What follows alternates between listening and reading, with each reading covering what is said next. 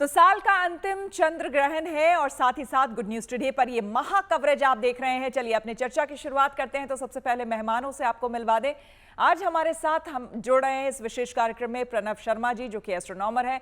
प्रणव जी, आपका बहुत बहुत स्वागत है हमारे साथ जुड़ने में इस चर्चा के लिए। साथ ही साथ श्रुति खरबंदा जी, एस्ट्रोलॉजर, हमारे साथ ज्योतिषाचार्य जुड़ चुके हैं। श्रुति जी, बहुत स्वागत है। प्रतीक भट्ट जी, एस्ट्रोलॉजर, हमारे साथ जुड़ चुके हैं। हम एस्ट्रोलॉजी के भी लिहाज से जानेंगे, लेकिन साथ ही साथ साइंटिफिक जो एस्पेक्ट है वो भी समझने की कोशिश करेंगे। और हर बार गुड न्यूज टुडे यही दिखाता है और यही बताता है और दोनों ही पहलुओं को साथ लेकर चलने की कोशिश करता है। तो सबसे पहले प्रणव जी के पास ही आते हुए, प्रणव जी, सबसे पहले तो बताइए कि आज जो कुछ भी घटित होने वाला है, खगोलीय दृष्टिकोण से अगर देखा जाए, एस्ट्रोनॉमी के दृष्टिकोण से देखा जाए, तो आज किस तरह से हम इस चंद्र ग्रहण को देख पाएंगे, या फिर खास करके एस्ट्रोनॉमी में जो बच्चे बहुत दिलचस्पी रखते हैं आजकल, वो किस तरह से इसे देख पाएंगे? चंद्र ग्रहण की सबसे अच्छी चीज ये है कि इसके लिए आपको कोई भी एक स्पेसिफिक इंस्ट्रूमेंट की जरूरत नहीं है। आप अपनी आंखों से उसे देख सकते हैं। और अच्छी बात यह है कि पूरे भारत से दिखेगा। एस्ट्रोनॉमिकली कोई बहुत इम्पोर्टेंट या बहुत once in a blue moon वाली कोई घटना नहीं है। बल्कि एस्ट्रोनॉमी एजुकेशन के लिए एक्लिप्सेस काफ़ी कारगर सिद्ध हुए हैं। जो इतिहास हमें बताता है, खासकर कि भारतीय इतिहास जो हमें बताता है, पिछले 50 साल में हमने जो मेजर साइंस कम्युनिकेशन इनिशिएटिव्स लिए हैं और जितना भी हमने सुपरस्टिशन को ख़त्म करने की जितने बड़े अचीवमेंट्स हुए हैं, वो सब एक्लिप्सिस के दौरान हुआ है, जब लोगों ने जाके देखा है और उन्हें समझ में आया है कि हाँ, कि इस तरह की कॉस्मिक एंजाइटीज की जरूरत है नहीं। ये एक खगोलीय घटना है और उसको खगोलीय घटना की तरह देखा जाना चाहिए। बिल्कुल आएंगे आपके पास प्रणव जी। तो देखिए, जो साइंस है वो अपनी तरह से सारी चीज़ों को देखता और समझता है, लेकिन साथ ही साथ हम ये भी जानते हैं और ये हम भूलते नहीं हैं कि हमारे यहाँ जो विज्ञान है, जो एस्ट्रोनॉमी है, लेकिन साथ ही साथ जो ज्योतिष विज्ञान है, वो भी विज्ञान का एक ऐसा हिस्सा है जो अपने सटीक अध्ययन के बल पर हमें हमेशा सही जानकारियां देता रहा है समय समय पर। प्रतीक जी, आपके पास यहां पर आते हुए, आज का दिन कई मायनों में अहम है अगर ज्योतिष शास्त्र की तरफ से भी देखा जाए। तो ये बताइए कि क्योंकि अब ये कहा जा रहा है एक तो आज के दिन के बाद कि अब इसे हम देख पाएंगे भी तो 2028 में देख पाएंगे, एक लंबा समय, लंबा अरसा, लेकिन आज का दिन कितना महत्वपूर्ण? देखिए, आपने बहुत अच्छी बात करी। ज्योतिष वेदों का अंग कहा गया है और एस्ट्रोनॉमी, एस्ट्रोलॉजी साथ साथ चलते हैं। और ये दिन इसलिए महत्वपूर्ण हो चला है, पिछले 2 साल में चंद्र ग्रहण हमने नहीं देखा भारत में दृश्य, अगले 3 साल तक नहीं देख पाएंगे। और इस दिन खास तौर से जब शतभिषा नक्षत्र पर ग्रहण लगा हो, शतभिषा नक्षत्र पर शुरू हो रहा है। देखिए, ग्रहण को लगाने की 2 ही वजह होती हैं। सूर्य और चंद्र जब दोनों ही ग्रहण लगते हैं, उसकी 2 ही वजह है, राहु या केतु। या तो राहु साथ आएगा या केतु साथ आएगा, तब ग्रहण होगा। और ग्रहण श्रृंखला में आते हैं, श्वेता जी। तो अभी चंद्र ग्रहण आया तो 21 तारीख को सूर्य ग्रहण है। वो भारत में दृश्य नहीं है, लेकिन सूर्य तो एक ही है संसार के लिए, तो निश्चित तौर पर इम्पैक्ट उसका भी होगा।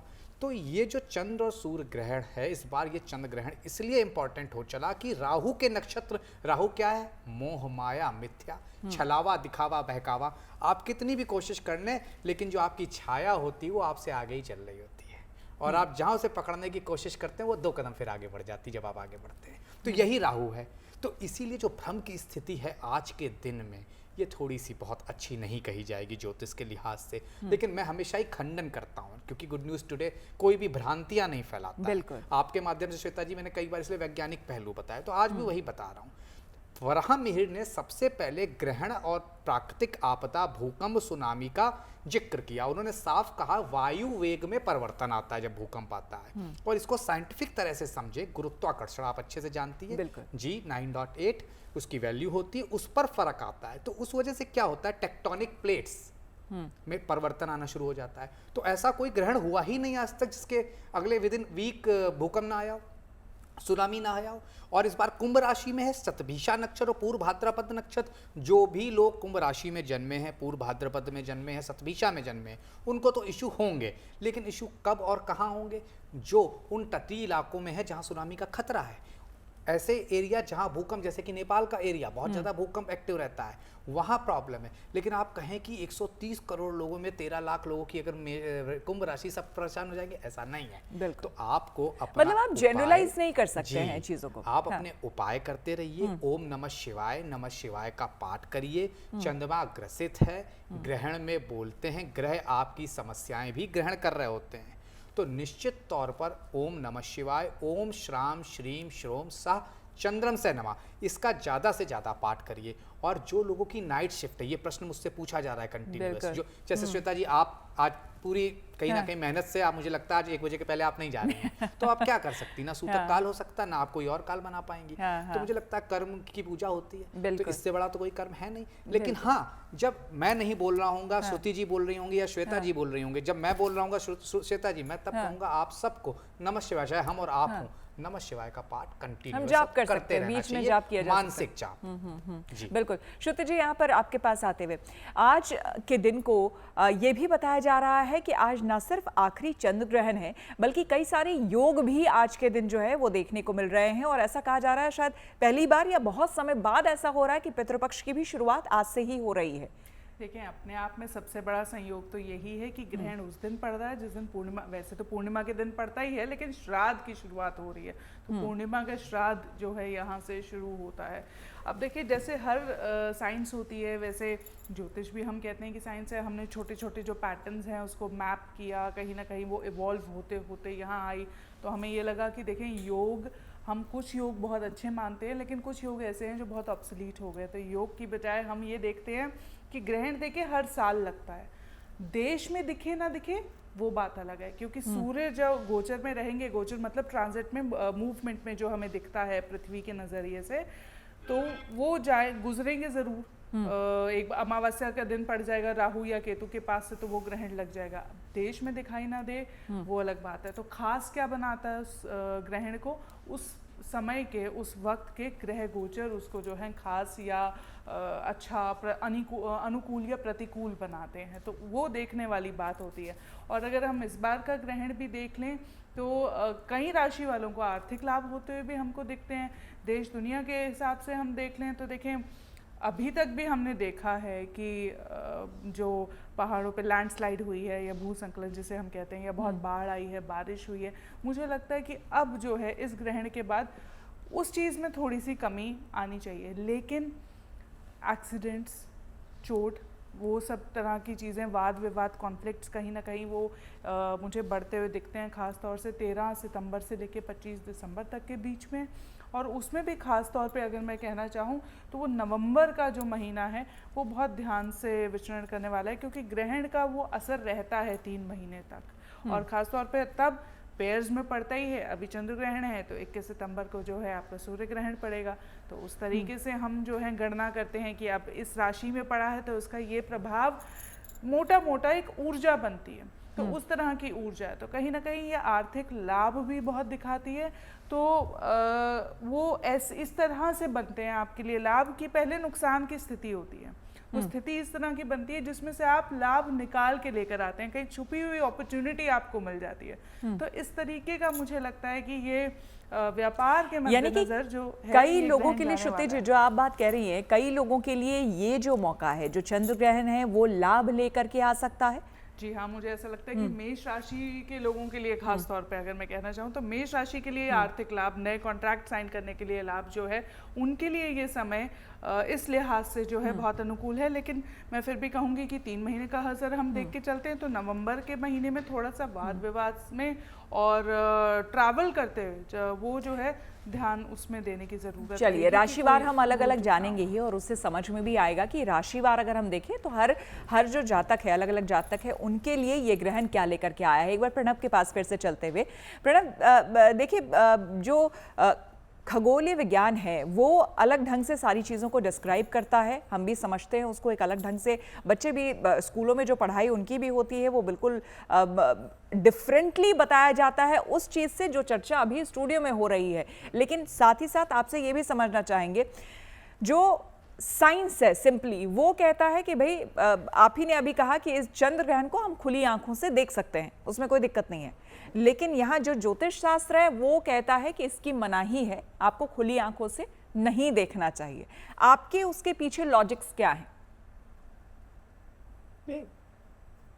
एक बहुत अच्छी खूबसूरत एस्ट्रोनॉमिकल इवेंट है जब अर्थ सन और मून के बीच में आ जाता है। हमें ब्रॉड स्पेक्ट्रम रेले स्कैटरिंग देखने को मिलती है, जिसकी वजह से आपको मून रेड दिखता है, क्योंकि ब्लू एटमॉस्फेयर में एब्जॉर्ब हो जाता है और रेड स्कैटर होता है, तो वो चंद्रमा पे पड़ता है, जिसकी वजह से वो लाल दिखता है वगैरह वगैरह। अब आप इसे ना देखना चाहें तो it's a matter of personal choice. आप इसमें कोई साइंटिस्ट किसी को कोई जबरदस्ती तो नहीं कर सकता। आपको देखना है आप देखिए, आपको नहीं देखना है आप मत देखिए, पर प्रिस्क्रिप्टिव नहीं हो सकती है साइंस कि आपको नहीं देखना चाहिए। ये सब बात हम नहीं।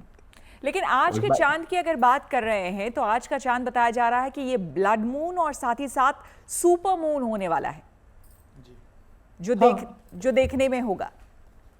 It will appear closer, it will appear bigger. वो बड़ा दिखेगा क्योंकि वो पास दिखेगा, और वो लाल इसलिए दिखेगा क्योंकि मैंने जैसे पहले बताया कि रेले स्कैटरिंग की वजह से जो ब्लू और वायलेट लाइट होती है वो सबसे ज़्यादा इफेक्टिवली स्कैटर होती है, वो एटमॉस्फेयर में एब्जॉर्ब हो जाती है, जिसकी वजह से हमें अपना आसमान नीला दिखता है। और जो बाकी लाइट है जो रेड और ऑरेंज स्पेक्ट्रम की है वो चंद्रमा पर रिफ्लेक्ट होगी, वो आपको वहाँ दिखेगी, इसलिए वो लाल दिखेगा। इसमें ऐसा कोई मैजिकल कुछ आउट ऑफ द विंड ऐसा कुछ भी नहीं है जो हम एक्सप्लेन नहीं कर सकते हैं, और ऐसा कुछ भी नहीं है जो बहुत ज़्यादा नॉन इंट्यूटिव सुनाई दे। ऐसा कुछ नहीं, बहुत अच्छी चीज़ है, आप देख सकते हैं, खूबसूरत चीज़ है। जो बच्चे साइंस पढ़ते हैं, जो बच्चे स्कूल जाते हैं, उन्होंने पढ़ा होता है लूनर इक्लिप्स, और वो अपनी आंखों से सामने देख सकते हैं, तो वो प्रत्यक्ष प्रमाण है जो चीज़ वो पढ़ रहे हैं। आप प्रिस्क्रिप्टिवली तो कोई नहीं कह सकता कि इसको करना चाहिए या नहीं करना चाहिए। बिल्कुल बिल्कुल, आएंगे आपके पास प्रणव। हमारे साथ स्टूडियो में आपको बता दें वानिया आर्या जी भी जुड़ चुकी हैं, एस्ट्रोलॉजर। बहुत बहुत स्वागत है आपका वानिया आर्या जी, ज्योतिषाचार्य हमारे साथ जुड़ चुकी हैं। और वानिया जी, आप अभी जो चर्चा की हमारी शुरुआत हुई है उसमें देखिए, हर बार जब भी इस तरह का कार्यक्रम होता है, जो इंसान विज्ञान पढ़ रहा होता है, साइंस पढ़ रहा होता है या उससे जुड़ा होता है, तो उसके सोचने समझने का या फिर उसके जो लॉजिक्स होते हैं वो थोड़े डिफरेंट होते हैं, जिसको हम समझ सकते हैं, बिकॉज हमने भी स्कूलों में पढ़ाई की है इस चीज़ की। और जाहिर सी बात है, जो ज्योतिष शास्त्र है हमारे यहाँ, वो ज्योतिष शास्त्र एक अलग ढंग से अध्ययन करता है तमाम चीज़ों की, तो उसको सोचने समझने और साथ ही साथ उसको डिस्क्राइब करने का भी तरीका बिल्कुल अलग होता है। तो वानिया जी, अगर हम आपसे यहाँ पर समझना चाहे, आज के दिन को हम यानी कि ज्योतिष शास्त्र जो है वो काफ़ी इंपॉर्टेंट मान रहा है। बताया ये भी जा रहा है कि 500 सालों बाद कई ऐसे योग बन रहे हैं जो आज के दिन बन रहे हैं, और अपने आप में ये काफ़ी इंपॉर्टेंट है और काफ़ी एक तरह से चर्चा का भी विषय है और अध्ययन का भी विषय है। आप आज के दिन को कैसे देख रही हैं? बहुत सुंदर प्रश्न आपने पूछा। सबसे पहले GNT के माध्यम से आप सभी को मेरा नमस्कार। आज का ये जो चंद्र ग्रहण है, इससे पहले मैं एक लाइन बोलना चाहूँगी कि astrology and astronomy goes hand in hand, it's only the difference of perspective, yet both are right at their own places. यहाँ पर अगर मैं बात करूँ, आज का दिन अपने आप में बहुत ज़्यादा खास है, क्योंकि साल का ये जो है आखिरी चंद्र ग्रहण है, और ये वो चंद्र ग्रहण है जो इस साल में पहला चंद्र ग्रहण जो विजिबल है। दूसरी बात, आज का ये जो चंद्र ग्रहण है ये ब्लड मून भी कहा जा रहा है, और कहीं ना कहीं इसमें जो है बहुत सारी सावधानियां जो है आपको बरतने की ज़रूरत है। ट्रांजिट की अगर बात करते हैं, ट्रांजिट पर्सपेक्टिव से भी ये बहुत ज़्यादा इंपॉर्टेंट है। कुंभ राशि का ये ग्रहण है, पूर्वा भाद्रपद नक्षत्र में जो है ये ग्रहण लगेगा, तो कुछ पर्टिकुलर ज़ोडियक्स को भी बहुत सारी सावधानी बरतनी पड़ेगी। कब लगता है चंद्र ग्रहण? जब जो है अर्थ जो है सन और मून के बीच में आ जाती है, तो कहीं ना कहीं चंद्रमा का जो प्रकाश है जो उसे सूर्य से मिलता है वो नहीं आता, क्योंकि अर्थ बीच में आ जाती है, सारे एक ही धुरी पर आ जाते हैं, सारे एक ही एक्सिस पर आ जाते हैं। ये जो रेड मून है, इसकी विजिबिलिटी आप लोग अगर देखेंगे तो 11 बजे के बाद आपको बहुत हाई विजिबिलिटी देखने को मिलेगा। ओवरऑल इस ग्रहण की बात करते हैं तो ये 4 फेजेस में है। किसी फेज़ में जो स्टार्टिंग होगी वो आपको थोड़ा सा ब्लर्ड दिखेगा, बाद में जो है ये क्लैरिटी की तरफ धीरे धीरे आगे बढ़ेगा। आगे बात करते हैं रेड मून की कि किस तरह से ये आपको दिखेगा। जैसे आप एक कॉपर होता है, जो एक कॉपर के बर्तन को हम थोड़ा सा मांझते हैं तो जो कलर आता है उस तरह का आपको जो है ये रेड मून जो है इस तरह का आपको विजिबल होगा। डेफिनेटली ये जो है खतरनाक, इस टाइम पर जो है आप अगर बाहर ना निकलें तो ज़्यादा अच्छा है। चंद्रमा आपके मन का कारक होता है, चंद्रमा आपके मेंटल हेल्थ का कारक होता है, चंद्रमा आपके इमोशनल हेल्थ का कारक होता है। तो कहीं ना कहीं आपको थोड़ा सा उस टाइम पर, अभी तो सूतक चल रहा है क्योंकि चंद्र ग्रहण का जो सूतक होता है वो 9 घंटे पहले जो है लग जाता है।